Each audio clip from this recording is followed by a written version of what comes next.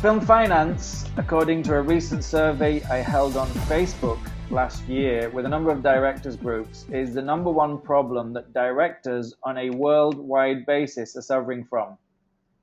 I know last year that when I made my movie Bad Romance, it would have been a lot easier if we'd had more money coming in from film financiers.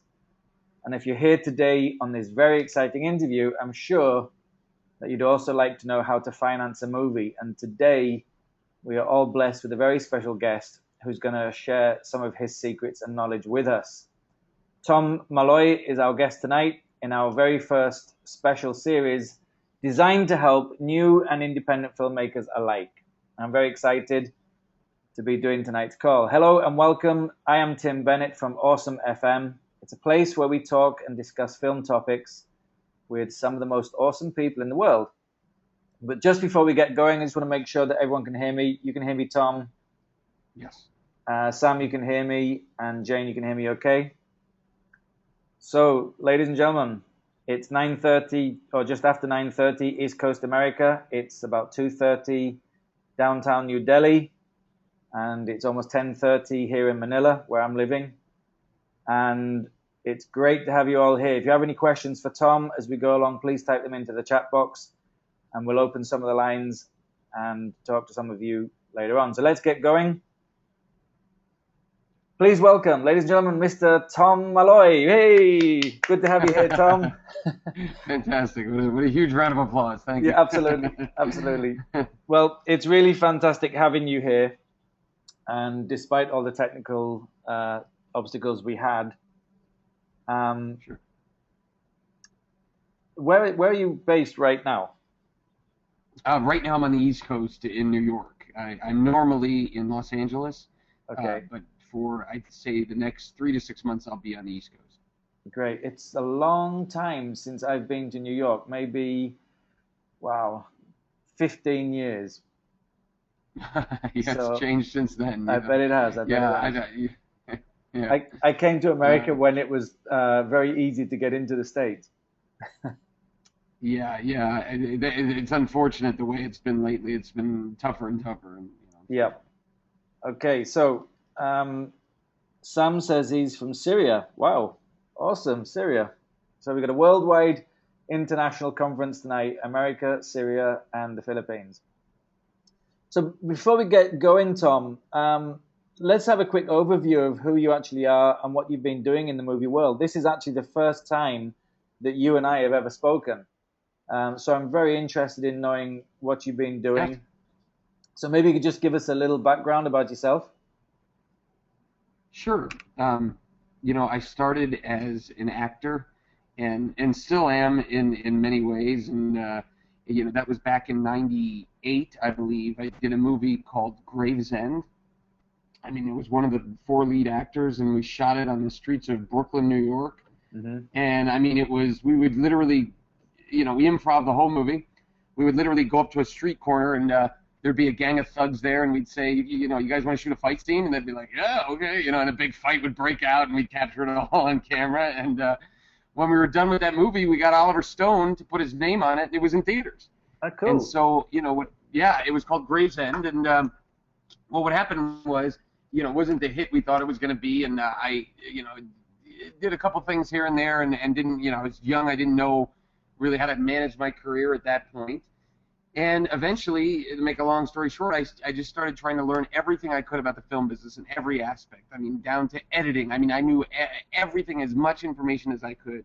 And started producing almost as a means to an end. Started kind of raising money, kind of created my own method out of desperation, out of saying, I became a really powerful writer. I've now sold 16 scripts. I'm in the Writers Guild.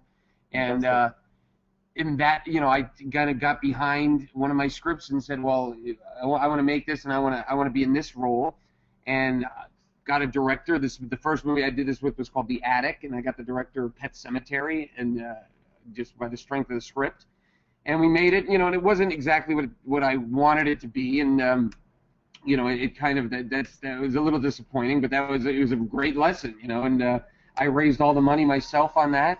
And so it was like that started it. And I remember back then, that was 2005. I kind of told an agent, hey, I'm an actor, writer, producer, and she was like, you got to pick one of those. You can't be all three. And the joke was, now, if you would go to that same agent or another agent, they would recommend that. They would say, well, listen, you got to act, write, and produce. I mean, so I kind of was a trendsetter in a way, in that regard. But I mean, the rest of the story goes that I've now done 8 films.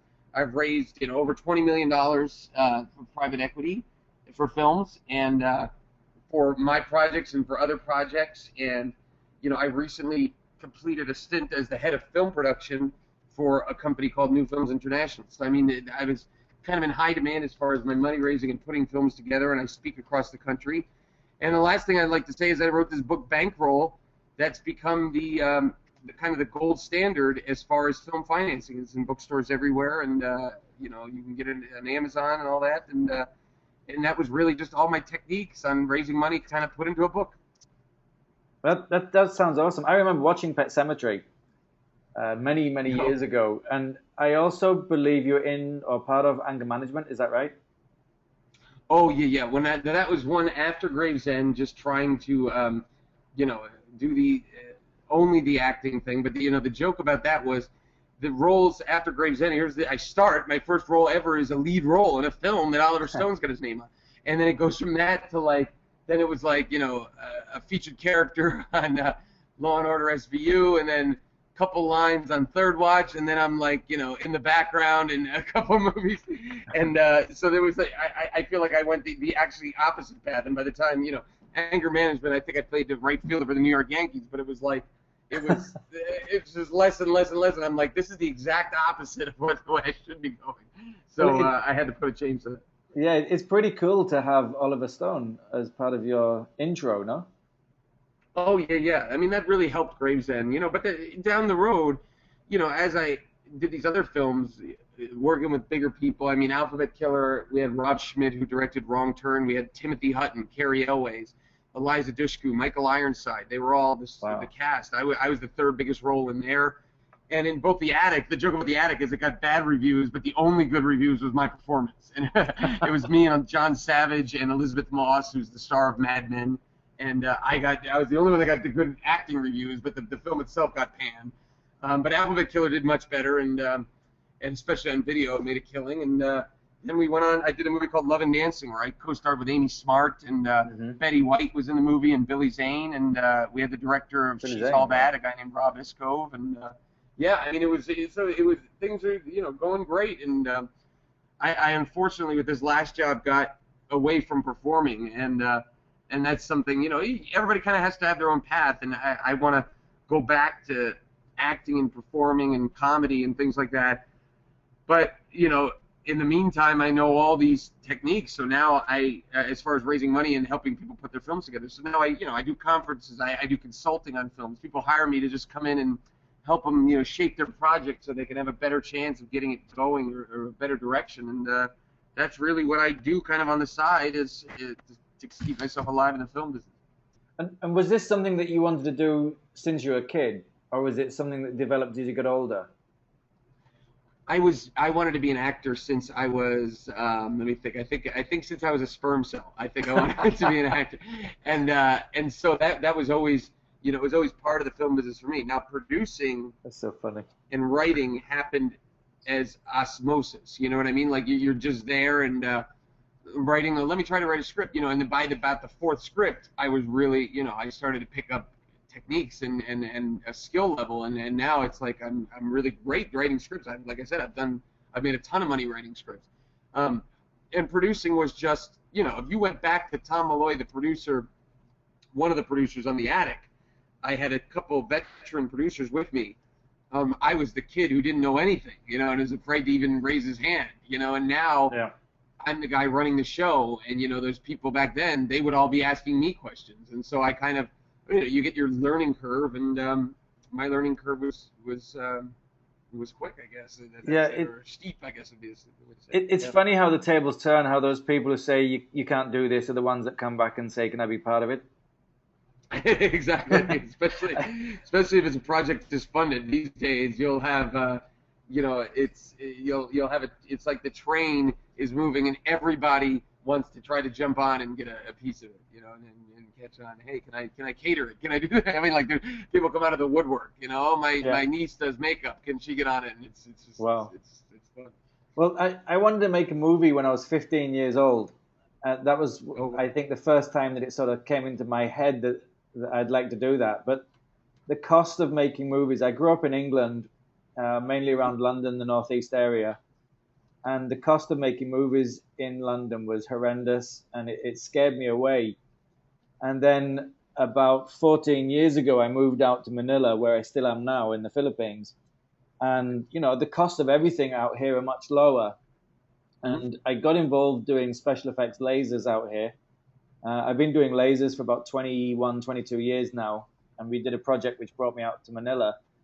And, slowly I got the money together, and I realized that the opportunities out here were, very different. And last year we made 2 movies, and we're just about to release. In fact, the 12th of February, we're actually having our advanced screening of the first movie that I've co-produced.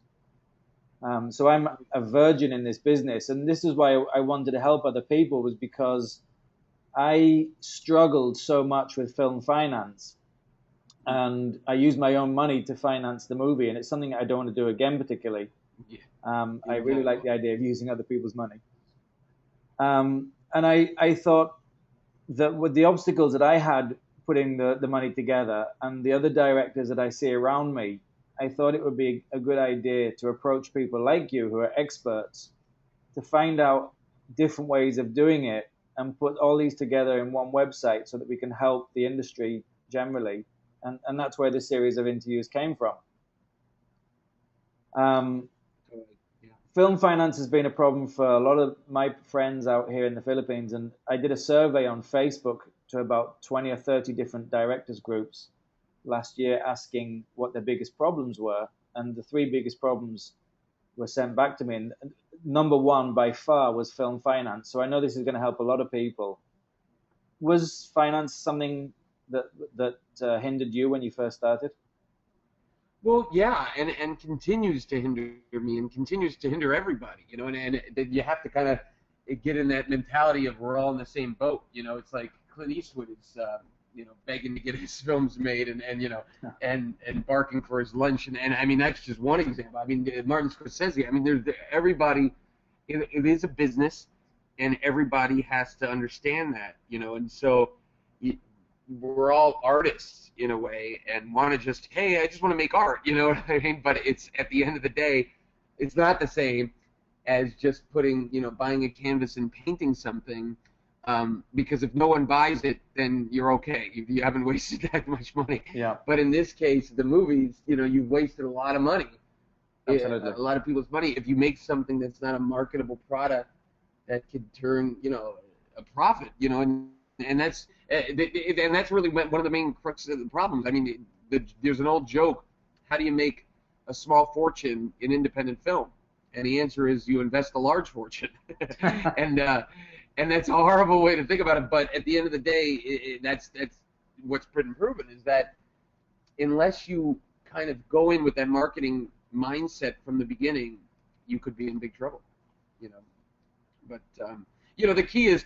And let me say this to the people on the line that not knowing directors, producers, writers, actors, I say in my book, it's the golden rule. He or she who has the gold makes the rules, and there's no real ladder sometimes in the film business. You don't, go to this rung and then the next rung and the next rung. It may not work that way. You sometimes have to say, I'm here, I'm on this step.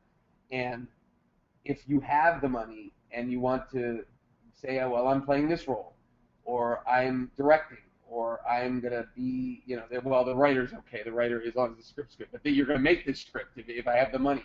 So any of those things, it's if you can get that money, if you can get the financing, then you're in control and you can be steering the ship, so to speak. Yeah, and I noticed that when I was involved in the movie. We've just made a movie called Bad Romance, which is the one that's coming out in February. And this really is like my first major step into movies. But because I had a checkbook in my hand, the doors opened and the trumpet started playing, and I really felt like I was in charge quite a lot. Yeah. And Yeah. veteran directors were saying, "What do we do now?" And Yeah. I was like, "I don't know. Yeah. You tell me. I'm just writing checks." Yeah. Yeah. Yeah. It's Okay, you know so it. go on. Yeah, no, I was going to say it's tough. I mean, in that regard, especially when you're using your own money, then you have to be really frugal. I did it once when I was real. I mean, that was just kind of experimenting back when I was still. This is '90, right after Gravesend. I was just kind of messing around or whatever. But yeah, no, I wouldn't recommend it, and it's scary. It's a lot scarier in that regard, because then you could really lose your shirt, so to speak. So yeah, Yeah, absolutely. So let's imagine I've got a killer script. It yeah. just fell into my hands, and I want to make a movie from it. What should I do next? What's the first place to start? Well, the first place to start is to kind of understand, that, and this theoretically could have happened before you made your script, but if you have your script already, you're going to have to deal with it. But to understand what kind of budget you're talking about, meaning if you wrote a script and man, it's killer, but the opening scene is 20,000 soldiers storm the field, and they can't be CGI soldiers, you're in trouble already if you're trying to do an independently financed feature film. That's a studio film, and you should be trying to sell the script like you'd sell a studio script, and just trying to sell that script.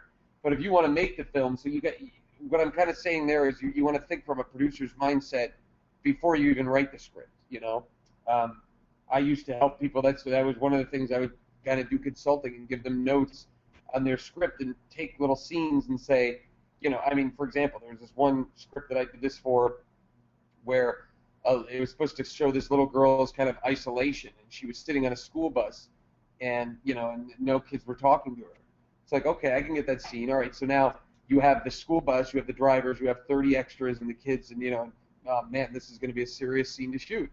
It's like, so then I just rewrote that for this person and just put the girl on a park bench. So a park bench you could do outside, you could do it for free, and you still have the kids walking by and ignoring her, and or maybe some other kids sit at the edge of the bench and then get up, don't even look her way, and it's like that one is basically free. You know what I mean? So what I'm saying is, before you even did this killer script, you should have thought about the financing. But if you got it, and afterwards, now you got to look at it, and the first step is to say, what realistically can I do this for, as cheap as possible without losing any production value? That's interesting. So keeping the integrity of the script, but looking at it from a financial point of view to see how you can do it as cheaply as possible. Yeah, then that little teeny example I just gave you with the school bus versus the park Yeah. bench. I mean, that's does that lose any integrity of the movie? You're not. I mean, if you went from a baseball stadium to a park bench, yeah, you're probably changing the integrity of the movie. But if the school bus and park bench, you're not changing anything. So yeah, you don't want to lose production value. You don't want to lose integrity. So you got to look, and say, okay, how can I do this? What scenes can I never lose? And this has to be done in in a log cabin. You know what I mean? Like, and that, something like that. And so okay, I can't lose the log cabin. That's so important to the script. Yeah, and Sam is saying get well prepared and use imagination, I guess. Yeah, use imagination and creativity, and a lot of times in studio films and studio directors, that's why they have a tough time coming down and doing independent films, is because the mentality is, well, let's just pay for it, we'll build it, and in the independent films is let's find a solution, and that's why many times I worked with former studio directors, and it was very difficult because when you could tell them we don't have any money to do this, they wouldn't think of solutions. They would just jump up and down and scream and and pout and all that stuff. And versus maybe a young first-time director goes, what can we use for a log cabin instead? Let's use a shed, or something like, I don't know, it's something, and they think of a solution, which is it's much better for an independent film. So I guess you've got the movie you want and the movie you're going to get. Yes, and you want to find a happy medium in between, again, so that you're not sacrificing anything. But again, all of this is, the preparedness, the preparation that you're doing is looking at a script from a producer's mindset. Those are the words right there. You're looking at it and saying, how, can this best be served economically? And it's not just settings and locations. It's number of characters. It's size of the parts. If every part is a small part, how are you going to get a big star or a well-named actor to play this thing? And So it's all of that stuff that you need to do that prep kind of even before you have your script, or if you have it, do it afterwards and reshape and rewrite the script. One of the other problems that we got when we did the survey was a clash between writers, directors, and actors. Is this part of that, where the producers and the directors are saying we need to cut back on certain areas, and the script writers are saying, well, this is not the movie I wanted? Yes, but the key is that's putting the writers separate, and if the writer's just the right, I mean, yeah, there's always battles and there's always egos, and artists, have these big egos, and it's all true. We all do. But the key is, if the writer is thinking from the producer's mindset, or the writer's on board as a kind of producer, then it's a little easier to do that. So if you're just the writer selling the script and you're independent from the producer director, or say you're a producer on the line or director on the line, you've acquired a script. Okay, you may have some hurdles to go through, but you really just need somebody that's on board from the start, and it's not. I mean, I went through a nightmare with my last film with the writer, and it's ongoing. And so, one of my friends, a guy named Dan Solinger, line producer, maybe 45 films or so, said that he knows as much as he pretty much can about lights and and crew and procedures. Says, but every new movie he does, he learns how to completely new lesson on how to manage personalities. And I'm like, God, that's so true. You have a new set of challenges. So there's always going to be challenges, but at the end of the day, remember that everybody wants to make the best film and be most successful. And the key, all I can say is, if you have a nightmare, which I've had several times, nightmare director once, nightmare writer this last time, get rid of them. Don't use them again. You'd be a fool to work with that person again. Yeah, and during the making of our movie Bad Romance, we actually experienced quite a lot of things of what not to do, which I actually found very helpful. In fact, I think I learned more from the mistakes that we made than we actually did from the things that were working well. Yeah, you want to get better and better and keep changing your approach, and and trying to be more and more successful. Yeah, that's awesome. Financiers, film financiers, are they generally more corporations, or is it individuals in your experience? Individuals are much better and easier to get, easier to manage. The key is, the phrase I used in my book was, if you're looking for investors, kind of get out of Dodge. And what I mean by that is, stay out of anybody that's associated with the film business, because they're usually cynical, and they have their own priorities, which is okay. It's not a bad thing. They have their own projects they're dealing with. They have their own intentions. I look at it as, the film business is kind of secret and special and exciting, and you're letting this person in to this world. So you don't want the person that that's a producer and maybe produced a movie 10 years ago or whatever, studio guy. You want the person that made $1 million, $20 million making refrigerators. You want that person, because that person's world is refrigerators, and that's all he does, and that's all. Maybe he made a fortune creating refrigerators, but never did anything outside there, and secretly wants to make a movie about XYZ. And that's the person you want to get, because you're the conduit to let them into that film world, and you're giving that person value. Yeah, and I can relate to that very much, because, as I said, it was my dream to be in movies since I was 15. I'm 49 now, and I've been doing laser shows and entertainment from the back end of it, behind the scenes. And one of my friends came to me and said, "Can you help us out with $10,000?" And I said, "Sure." We gave the $10,000, and the movie was produced. And I tell you, it was the first time in my life that I got a buzz like I got when I saw my name up on the screen. Yeah. It was a really cool moment in my life. It's a sexy investment. It's very cool for the person that made their money selling wood to go on the golf course and say, hey, by the way, I've got a movie that I'm doing, and then suddenly there are these actors that are friends with you now, and that now you get to text and talk on the phone with, and they're these big stars, and so there's something so very exciting about it, different than, investing in, pig futures or whatever. You know what I mean? It's something very exciting about the movie business. So that's what you have to be the person that lets them in and opens that door for them. So I guess this is a bit like balancing a business and an art together. Very much so. It's again, it is show business, and you need to look at it that way and kind of find a happy medium in the middle. You don't want to just make these.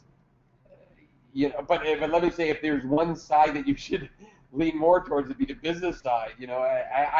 People ask me all the time, what book should I read to get better as a producer besides your book? And I'll tell them read books on sales.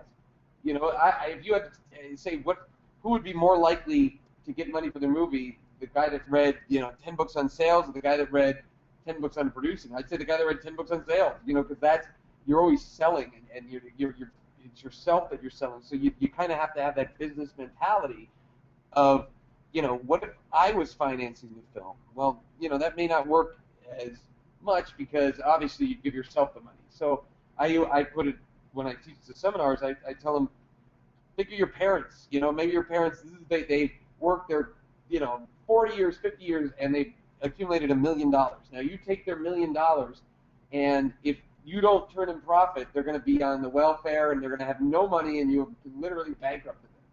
But if you take their $1 million, could you turn it into $2 million and double their their net worth? So you need to get it to where the project is that, and it's not just a belief. It's on paper, and it makes sense. And even the movies that I've done that haven't made money, each time I believed that they would, and I tried every single thing possible to get them to be profitable. And then when they finally ultimately didn't, I had to look back and say what went wrong and what can I do the next time. So you're recommending, as in a business, having a business plan for each movie? Without question. You need to have a business plan. It needs to be organic. It needs to be able to change. To suit which investor you're approaching, and kind of you're adding elements to it. So when I say it needs to be organic, it's never just going to be a fix. I never tell people get a business plan and print 50 copies of it. Big mistake. It's because you're going to add components and things to it. So it has to be organic and growing it all the time. But without question, there's a business plan. There's these are all things that you need to do. And I know the artist in many people, you're a director or whatever, goes, ugh, I don't want to do all this. Well, you can not do it and make no movie, or make a movie with, your DSLR that you bought and you saved up a couple grand, and, but you don't have any professional cast. Or you can raise the money, and whether it's 30,000, whether it's 50,000, whether it's 500,000, whether it's 5 million, at least then you're making a professional film with money that you've raised. Great.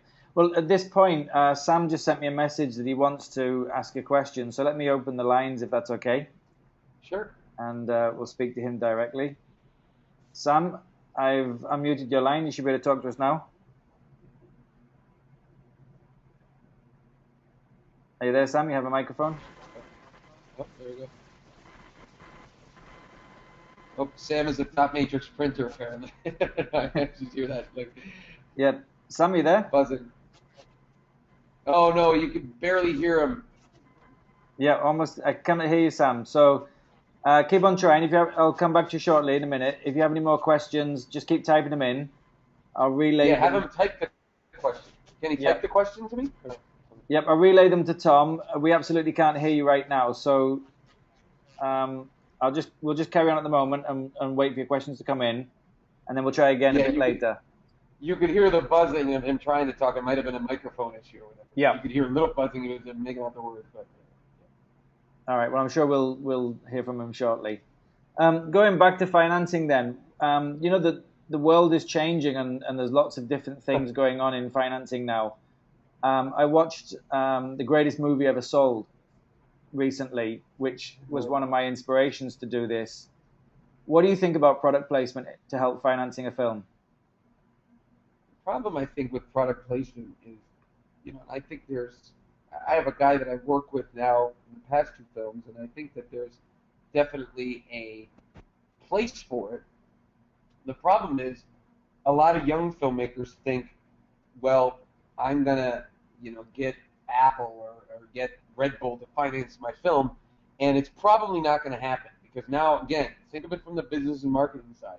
You're, say I own, the biggest water bottle company, in America, or whatever, and you approach me, Tim, and you say, I want to put your water bottle in my film. Can you give me $50,000?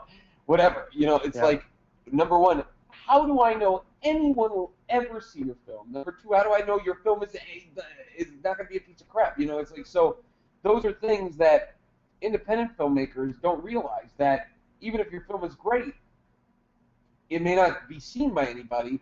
And for me, as a selling of water bottles, how does that help my product? It doesn't help my product at all. And so that's not, there's no reason for me at that point to give you money. I mean, what I'll do is I'll give you product. I'll give you free water bottles. I'll give you cases and cases of free water bottles, but I'm not going to give you $50,000. So the product placement money-wise only usually happens in the films that are guaranteed 3,000, 4,000 theaters, if that makes sense. That's very interesting because we have been talking to some people out here about product placement. There's a fairly positive feel about it because normal standards of advertising are changing. The retention value of adverts on TV are dying, and people go and making the coffee when the adverts come on, and things like that. So there is some interest, but it's an interesting point you make. How do we guarantee that the movie's ever going to be shown or seen? So that why does the product want to give you money, or the owners of the product want to give you money at that point? Absolutely. So if we were going to use product placement to help finance our films, we would need to have some kind of figures and distribution channels to show that's going to be possible. Exactly. Interesting. Very good. I'd never really even thought about that. That's cool. Yeah, again, you think of it from the business aspect of it. You think of it from the product placement. Yeah. So I guess when you're putting a team together, you really need like the businessman and the artist in a movie. Well, or you need to be both. You need to have both aspects and kind of embrace that, and be both sides of that. And again, like I said, the director, producer, actor doesn't want to think that way, but you have to. Yeah. All right, great. And then moving on, crowdfunding. Have you used crowdfunding much? You know what? The only thing I do crowdfunding is I mentor a lot of young filmmakers, and I've done, I think, 9 short films now, and I've had them all raise their money on Kickstarter, and they plaster my name, and it's so funny because I get a bunch of IMDb credits as executive producer of a short film because I'm kind of just helping them do it, and then I started saying, this is looking bad. It looks like I went from features to shorts, so I made them stop giving me credit on the films. But in the meantime, I guess crowdfunding again is a kind of new thing, and in many ways it's exciting because you go, I'm going to put my project up on Kickstarter or Indiegogo or something, and everybody's going to give $50, and that's how I'm going to raise the money. But the problem is you're going to raise like 20 grand at the most. And I mean, my friends went on and I think they raised 20,000 for a great movie called Absentia. The movie itself was only like a $30,000 film, and they did well. But I mean, and to get that $20,000, I mean, they went through hoops. They were on Kickstarter every day, and I was like, what if you put all this energy into going and trying to find investors that would back your film, and it might be one person that needs that $20,000 tax write-off versus you were on Kickstarter doing as much work as you would have done, because what I'm saying is on those crowdfunding sites, you need to put a ton of work in for them to get it. It's rare, and I guess many filmmakers think, let me just post my project, I'll make a video, or I'll make some nice graphics, and I'll give away some stuff, and bang, let me just sit back, and a month later I'm going to collect the money. And it's not that, and so crowdfunding works, maybe Kickstarter works in the approach that it could kickstart your project, and you could raise a couple grand, maybe 10, 15 grand to start your movie, but I don't see it as far as a source of funding films completely unless you're making ultra low budget films. Yeah, that's interesting. And the whole I mean, first of all, I love the excitement that I can hear in your voice. You seem to be really excited about the different topics, and Yeah. that's cool. Um, but I think what I'm really picking up between the lines of what you're saying is that product placement and crowdfunding, they have their place, but at the end of the day, it's really down to raising cash from individuals who are interested in having their stuff in movies in a business manner style. Yeah, yeah, and that's what I was saying, and that's what the fact is, like I was at this, it was a meeting for, filmmakers or something like that, and I'd been invited to host it. I forget what the heck the name was, the name of a festival, but oh, Happy Independence Day. What's that? Or Independence Day or something like that. But Independence is like as far as Independence film, which I thought was a really cool name for a film festival. But anyway, I was the kind of the expert that was brought in, and people are asking me all these things about business plans and things like that, and I'm talking to them, and then somebody was just like, "Well, the budget of my film is $30,000," and it was almost like, "Well, that's a little low for going through all these steps of business plans and things like that." I kind of say that when what I'm talking about when I talk about preparation before is doing more of a say anywhere in the range 200,000 to $5 million, and that's what I'm talking about as far as Mm-hmm. the business plans and all that. You need all the preparation no matter what uh, budget movie you're doing. I just did the lowest one I've ever done, and it was a little under $100,000,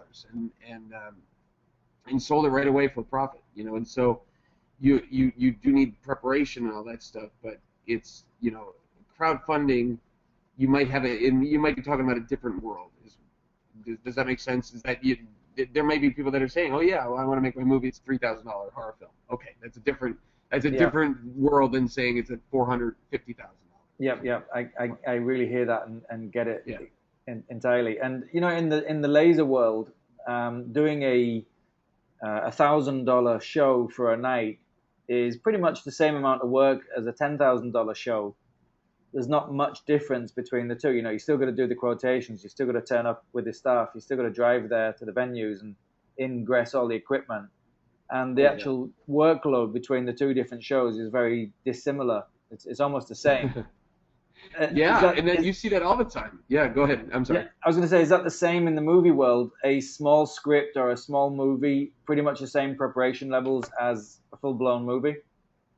Oh God, yeah. I mean, it's unless you're talking something really small, but it's but once you get to a certain size of a film, yeah, it is the same. It's just like there's a great scene in a great movie called Hoosiers about when they make it to the basketball finals, and Gene Hackman, who plays the coach, the players are really intimidated because they're used to playing in these small stadiums, and Gene Hackman, who plays the coach, the first thing he does, he goes and takes a team and he takes a tape measure and he puts the tape measure up to the basket, on the rim, and throws it down and says, and measures everything, and then kind of proves to the team it's the same size court. It's just there's 50,000 people in the stands versus 2,000 people in the stands. Same exact basketball size, everything was the same. It does it with the tape measure. It's a great scene.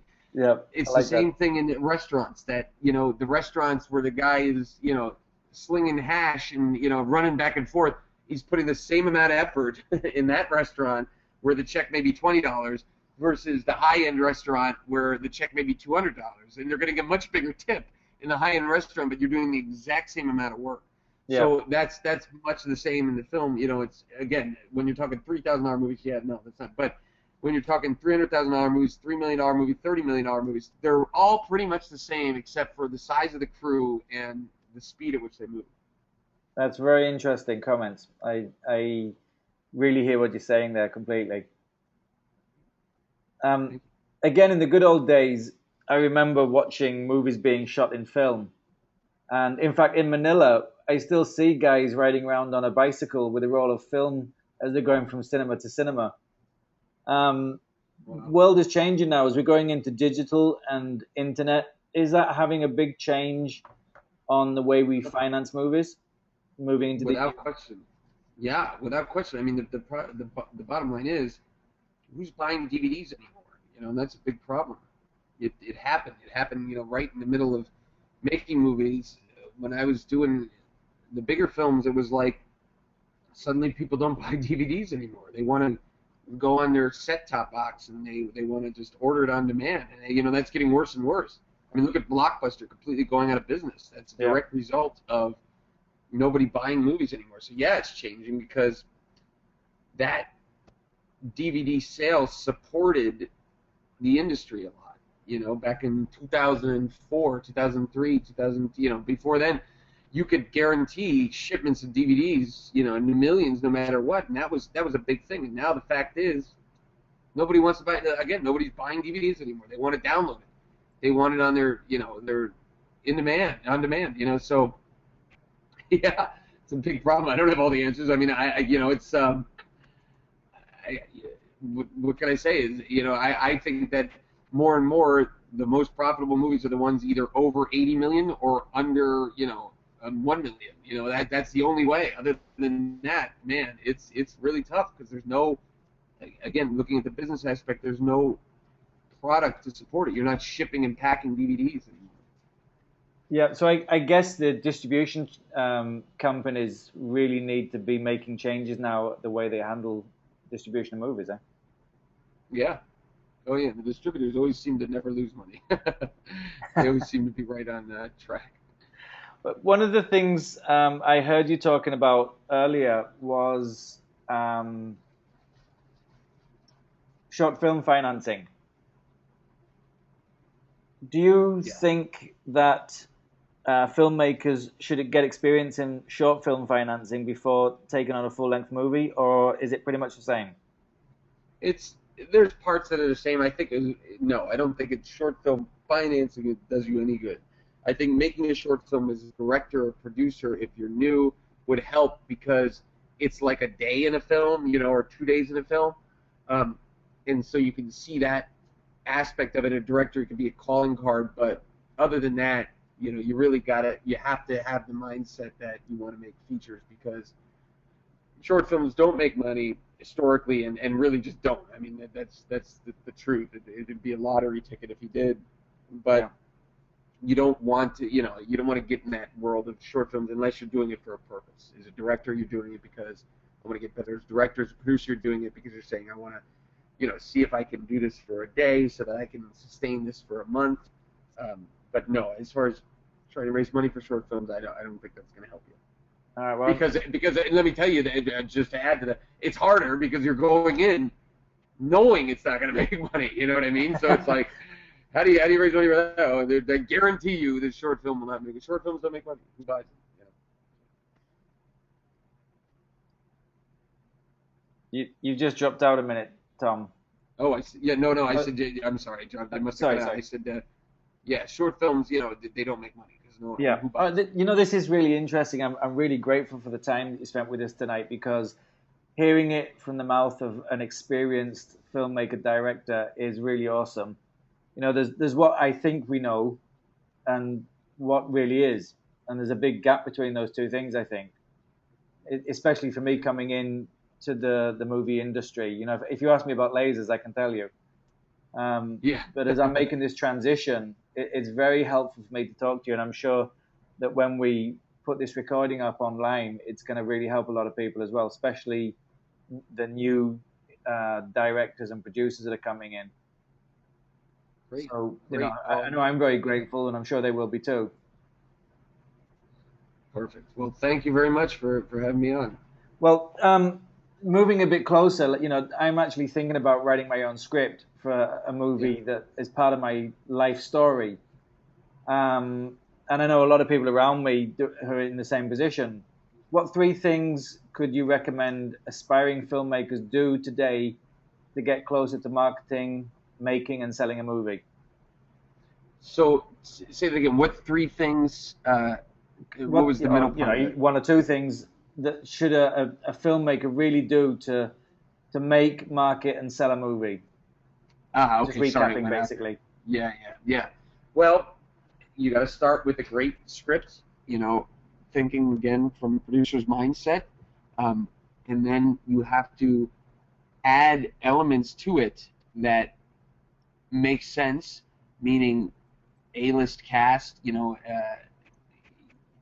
cast that's sellable, and so again, thinking from meaning what I always say is you got to take your liabilities out of there. If it's this great script and you have this very cool story and you have a great idea of marketing, but you're playing the only role in the movie or something like that. It's something like it's your version of Castaway with Tom Hanks, but it's you and you're a nobody. Well, that's tough, It's tough to do. So you got to kind of take those liabilities out of the film. So I would say get the greatest script you can, try to get the biggest attachments you can, and try not to be insane about that thing. I call them insanities versus liabilities in the book, but you got to take the insane things out of there, and the liabilities you got to try to have as few as possible, and try to put as many things in there that'll try to make it successful. And having a good cast presumably makes the film more expensive, but does that attract more money? Oh yeah, without question. I'll tell you an example of a perfect film these days. A perfect film as far as an independent that's going to make money. And it's a movie called The Sessions with John Hawkes. And he plays this quadriplegic and can only move from his neck up. The movie's made for $1 million. I was talking to the director, and it was like, basically what happened is he got a great script. He was a writer-director. He writes the story, great script. Then got John Hawkes. Mm-hmm. John Hawkes was nominated for Academy Award at Winter's Bone a couple years ago. So right away that added clout. That brought Helen Hunt on. Then that brought William H. Macy on. And then you had, they had Anna Mark and a couple other character actors. But the bottom line is that movie for $1 million could be a test pattern, and it's going to make money based on their names alone. And those people all did that because it was a good script and it's a serious movie. If it was a crappy horror film, no chance. Or a karate action movie. If you're not going to get Helen Hunt and all those people. So then, Helen Hunt gets an Oscar nomination. I think John almost did. He got a SAG and a Golden Globe nomination, I believe. You're guaranteed probably they'll make $20 million off of that movie. At the end of the day. So that's an example of a model to emulate. Very interesting. Great comments. We've spoken a lot about the films. A lot of your thoughts on financing, and you've mentioned the book a couple of times. Bankroll, a new approach to financing feature films. Yes. Do you want to tell us a little bit about the book? Well, yeah. That was really putting all of the ideas and techniques down. I used to, in Los Angeles, people would email me and through my website and ask me, hey, can you help me out on my film? And I always was giving back, and I'd go meet them for lunch, and then I'd end up usually paying for the lunch, as they were broke filmmakers or whatever. So then afterwards I said, I got to stop doing this. I got to focus on my own career. I got 2 kids and all that, and so that was kind of the motivation behind it, was to say all those lunch meetings, here's all the advice that I was giving, And is the book like an ABC 1, 2, 3, follow this step, this step, this step, or is it what is it exactly? Oh yeah, it is. It's a combination. I think that's why it's so well reviewed, is that it's a combination of practical steps, but also stories of failures and successes, and from myself and other people, and how to so that you can kind of take the road quickest, from point A to point B, and not go zigzag all over like I did.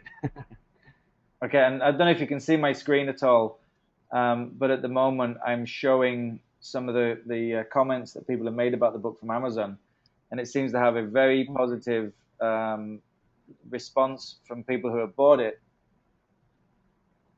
Do you have any stories of people who have bought it, used it, applied it, and made great films?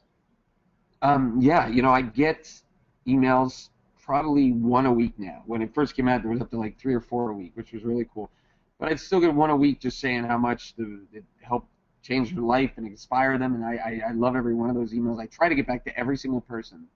And gosh, if I asked every one of those to write reviews, I would have 300-400. But I should just have an autoresponder that says, hey, could you write a review? But in the meantime, some credits have started popping up on IMDb, and I don't even know the films or the filmmakers. I think there's one that's like executive consultant, and then there's one producers would like to thank. And I know that that guy is friends with me now. we met at Sundance, and so. But I got credits. I didn't even have anything to do with the film. The only reason they did this is because they read the book. So I thought that was pretty cool. Yeah, cool. I've got a link up for the audience, which will take them automatically to the Amazon page. It's at www.argonet.com/bankroll. So you don't have to go and search for it in Amazon. That'll take you directly to the link for the book.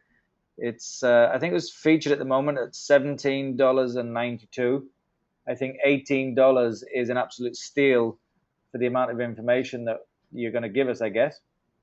Yeah, and I got something even better than that. You know, it's and the books. I obviously highly recommend. That's the second edition. But I used to have I had a CD online audio course that's sells online. I think $129, and but that's the same as an all-day seminar. But I recently put that online. So now you can just go in and listen to it, and then you'll always have it there. You'll have a login and password, and you can always go in and do it. And I think it's like $29.99. So, you know, you're only $10 more in the book, and you have the same equivalent. I think there's over 5 hours of information of, you know, right. of basically exactly what you get in the seminar. Fantastic. And how do we get hold of that? It's at bankrollthebook.com. And it should be in the top right corner. Bankrollbook.com. No, bankrollthebook. Oh, bankroll the book.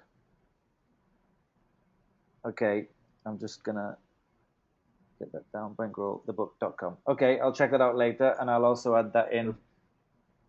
That sounds great. So if I get a copy of all this, or one of the listeners gets a copy of this, this will work. The system that you show will work basically on a worldwide basis, or is it specifically for America? No, worldwide. I mean, you know, there may be some challenges, I would say, in countries like China and things like that that might have more government censorship and organizations like that. But other than that, you know, it's getting somebody excited about the film, no matter where you are. Well, fantastic. I think I've got to take a look at both of those and see if I can start raising some more money for my next movie.